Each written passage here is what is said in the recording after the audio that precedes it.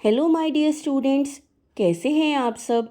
आज हम पढ़ेंगे चैप्टर नंबर 30 नेशनल एंथम्स। बच्चों, नेशनल एंथम पेट्रियाटिक सॉन्ग होते हैं किसी नेशन के, जो कि लोगों के फीलिंग्स को एक्सप्रेस करते हैं और ये उनके होप्स, एस्पिरेशंस और आइडल्स के बारे में बताते हैं और ये इवोक करते हैं एक स्पिरिट और सेंस ऑफ बिलोंगिंग को। चलिए अब हम कुछ फेमस नेशनल एंथम्स को देखते हैं कि ये किस कंट्री को बिलोंग करते हैं। चलिए बच्चों, अब हम अटेम्प्ट करेंगे हमारा ए पार्ट। नंबर 1, डॉचलैंड लाइड, ये है जर्मनी का नेशनल एंथम। नंबर 2, इनो दी मैमली, ये है इटली का नेशनल एंथम। नंबर 3, मार्शा रियल, ये है स्पेन का नेशनल एंथम। 4, नेर्गेरकू, ये है मलेशिया का नेशनल एंथम। 4th, विलेल्मस वैन नाउज़वे, ये है बच्चों होलैंड का नेशनल एंथम। नंबर 6, मैजरॉक डेब्रोस्कीगो, ये है बच्चों पोलैंड का national anthem. And number 7, the soldiers song, ये है बच्चों आयरलैंड का नेशनल एंथम।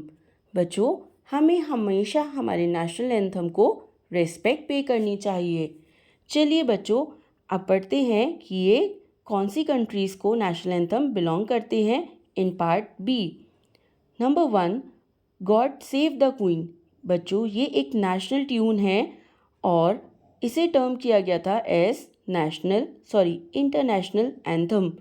बच्चों, इसकी जो मेलोडी है उसमें जो थीम है वो दो और कंट्रीज़ की थीम से सिमिलर है और ये स्विट्ज़रलैंड में भी यूज़ किया जाता था टिल 1961 तक। बच्चों, ये है यूनाइटेड किंगडम का नेशनल एंथम।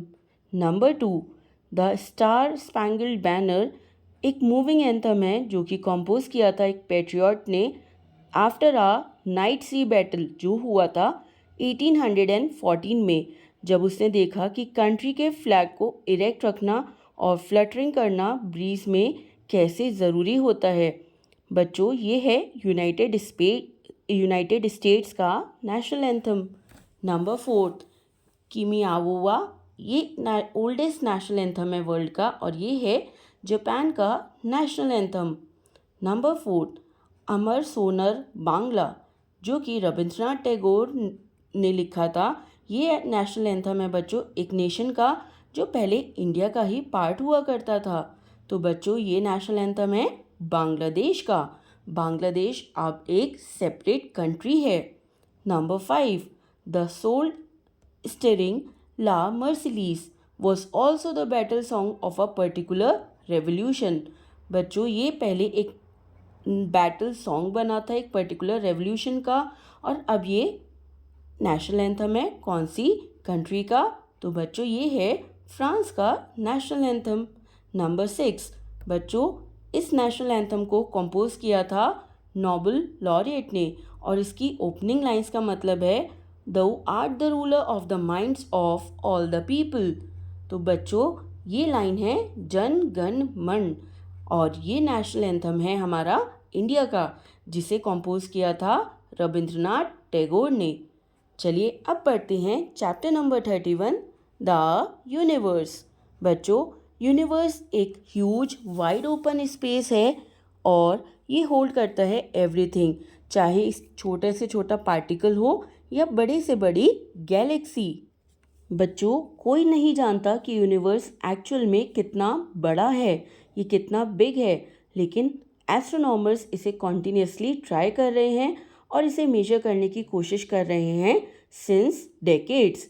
बच्चों, इसके लिए एक स्पेशल इंस्ट्रूमेंट जिसे कहा जाता है स्पेक्ट्रोस्कोप को भी यूज़ किया जाता है। ये स्पेक्ट्रोस्कोप बताता है कि एक ऑब्जेक्ट अर्थ से कितनी दूर जा चुका है या अर्थ के टुवर्ड्स कितना आ रहा है। चलिए बच्चों, अब इस इंफॉर्मेशन के बेसिस पर हम जानते हैं कि साइंटिस्ट ने यूनिवर्स के बारे में क्या जाना है और यूनिवर्स से जुड़ी कुछ इम्पॉर्टेंट इन्फॉर्मेशन को अब हम पढ़ेंगे। नंबर 1, बच्चों हमारे यूनिवर्स के पास एक पावर है कि सभी चीज़ें वो अपनी तरफ होल्ड करके रखते हैं। तो बच्चों, इस पावर को क्या कहा जाता है? ये है ग्रेविटी। नंबर 2 बच्चों, ये बाउंड्री रीजन है जो ट्रोपोस्फेयर को सेपरेट करता है from the layer just above it. तो बच्चों, ट्रोपोस्फेयर के ऊपर कौन सी लेयर है बताइए? ये लेयर है स्ट्रैटोस्फेयर। तो बच्चों, स्ट्रैटोस्फेयर और ट्रोपोस्फेयर को सेपरेट करने वाली बाउंड्री रीजन है ट्रोपोपॉज। नंबर 3 बच्चों, कुछ स्पेस ऑब्जेक्ट्स या रॉक पार्टिकल्स अर्थ के एटमॉस्फेयर में एंटर करते हैं और ये प्रोड्यूस करते हैं एक streak of light. In objects को क्या कहते हैं बच्चों? इन्हें कहा जाता है मीटियोर्स। नंबर 4 बच्चों, एक स्टार लाइक ब्राइट ऑब्जेक्ट्स हैं जो कि ब्राइट लॉन्ग टेल के साथ सन के अराउंड रिवॉल्व करते हैं। इन्हें कहा जाता है कॉमेट्स। नंबर 5 बच्चों, ये अपर मोस्ट लेयर है हमारे एटमॉस्फेयर की, जहाँ पर एयर डेंसिटी बहुत ज़्यादा लो है। बताइए बच्चों, ये कौन सी लेयर है? ये है एग्जॉस्फेयर, और एग्जॉस्फेयर से हम स्पेस में एंटर कर जाते हैं। चलिए अब पढ़ते हैं chapter number 32 and astronomy quiz. बच्चों, अब हम एस्ट्रोनॉमी से रिलेटेड एक क्विज को सॉल्व करेंगे। नंबर 1 बच्चों, अर्थ नियरेस्ट है टू द सन कौन से टाइम पर? During summer. और अर्थ कौन से टाइम पर सन से सबसे ज़्यादा दूर होती है? ये होती है विंटर टाइम पर इन द नॉर्दर्न रीजन या नॉर्दर्न हेमिस्फेयर। तो बच्चों, जब नॉर्दर्न हेमिस्फेयर में सन के पास होता है अर्थ का हिस्सा, तो ये होती हैं समर, और जब दूर होता है तो नॉर्दर्न हेमिस्फेयर में होती हैं विंटर्स। नंबर 2 बच्चों, सन मेनली 2 गैसेस का बना है, और ये गैसेस कौन सी हैं? Number 1 is hydrogen and number 2 is helium. Number 3 बच्चों, temperature of the sun flare of the sun is about dash degree Fahrenheit. तो बच्चों, सन के जो सन फ्लेयर का टेम्परेचर है वो कितने डिग्री फ़ारेनहाइट है?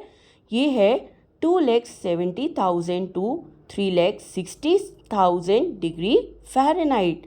देखा बच्चों, सन कितना हॉट है। नंबर 4 बच्चों, इरेगुलर डार्क पैचेस जो कि स्कैटर्ड हैं on either side of the sun's equator, इन्हें क्या कहा जाता है? इन्हें कहते हैं सन स्पॉट्स। नंबर 5 बच्चों, मून अर्थ से कितनी दूर है? ये है 3,84,400 किलोमीटर अवे। नंबर 6 बच्चों, मून के पास क्या नहीं है? और इसी की वजह से मून पर ग्रेविटेशनल फोर्स नहीं है। तो बच्चों, मून के पास अपना कोई एटमॉस्फेयर नहीं है। नंबर 7 बच्चों, एक पर्सन अगर 120 kg वेट कैरी कर रहा है अर्थ पर, तो उसका मून पर कितना वेट होगा? Only 20 kg।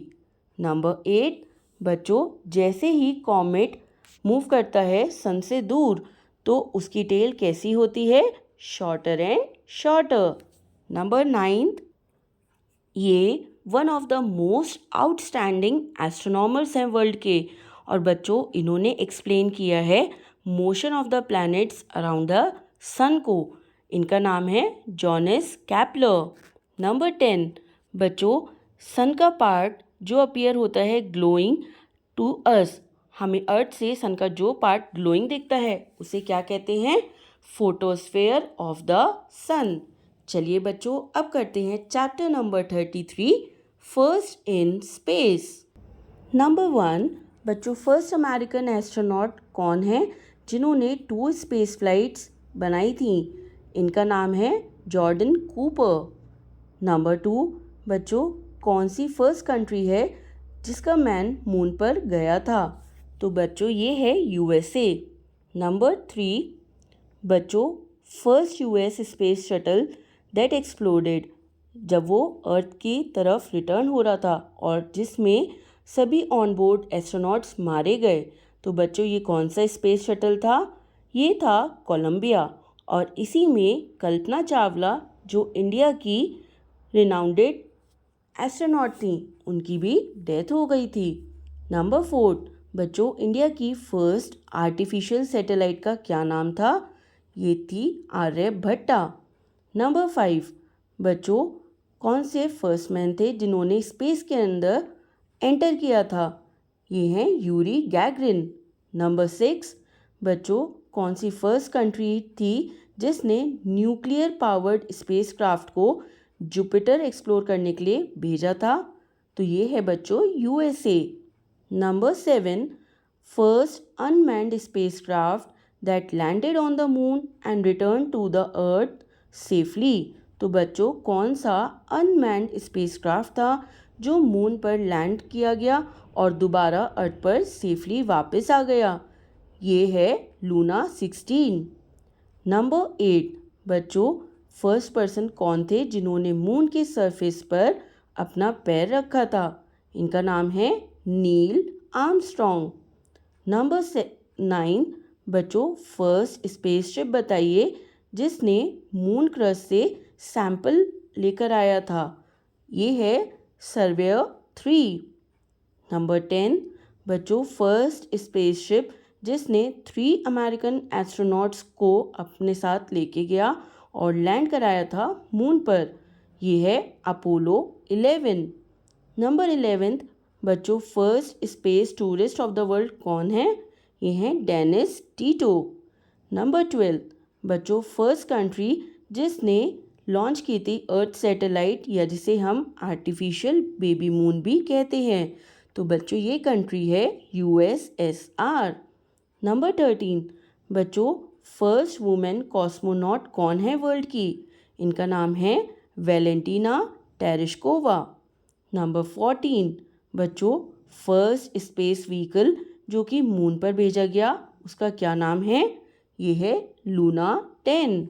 नंबर 15, बच्चों फर्स्ट अमेरिकन एस्ट्रोनॉट जिन्होंने मून पर जिन्होंने स्पेस वॉक किया, ये हैं एड वाइट।